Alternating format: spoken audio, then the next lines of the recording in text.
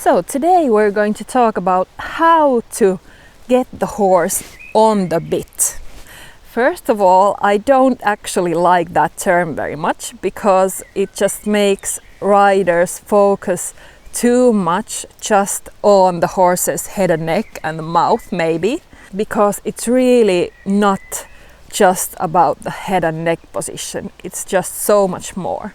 And maybe it also makes people to do too much with their hands when they really should be focusing on riding with their seat and with their leg a lot more. So I would rather talk about the horse working correctly through their body. It's not just to get the horse's head down. And you definitely cannot force it, because often people resort to doing all these things with their hands, like sawing or just doing all kinds of things, or pulling back or putting their hands down, and it really doesn't help. So hands, hand position and contact, they definitely play a role, but you cannot make the horse to work properly just by using your hands. By the way, I'm going to make another video where I talk about how to actually know when the horse is working correctly, how it should feel, and also how it should look like. And unfortunately, I cannot make this video by riding at the moment because I'm still pregnant, but we'll have to save that to another time.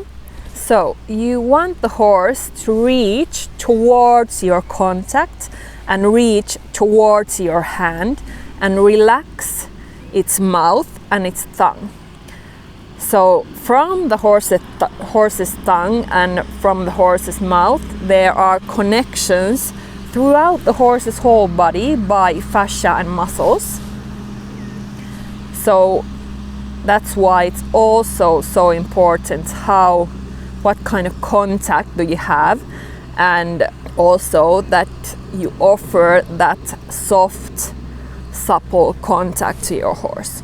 And working correctly through the body and using the correct muscles, it's not really easy for the horse. It requires a lot of strength and a lot of balance also. So again, you really cannot force it, and you have to kind of develop it through time. So it takes time for the horse also to actually find the correct balance and find those correct muscles. So you want the horse to use its hind legs, you want the horse to activate the core muscles and lift the back, you want the horse to lift through the rib cage and through the thoracic sling. We're going to talk about those things in some other videos. And you also want the horse to reach for the contact and arch the neck, and also have the nose a little bit in front of the vertical. Because often you see that horses go too deep and too short in the neck, and that's really not good for the horse. And there really are no quick fixes. So if we think about raw reins and things like that, definitely you can get the head down, but it doesn't fix the rest of the horse's body. And it could definitely make things a lot worse. And then the horse might even learn the wrong way of going and using its body, which is actually very, very hard to fix. So, some exercises that will help get the horse more supple and working through the body and using the hind end and also the core muscles. Transitions, definitely transitions, because they strengthen the horse and also improve the horse's balance. Then all kind of curved lines, circles, serpentines, they're going to make the horse more supple, and when the horse is more supple, it's a lot easier for the horse to actually work through the body and use the correct muscles as well. Half halts. Half halts are so important for balancing the horse. I have couple of videos about half halt, so I will link them down below, so check them out. And then also lateral movements. So lateral movements such as shoulder in, traver, half pass, leg yielding, they are very helpful for suppling the horse, and also for the rider to use also the seat and the leg and not just the hand. So those are just a couple of things you can try, but just overall correct riding is really the key to everything.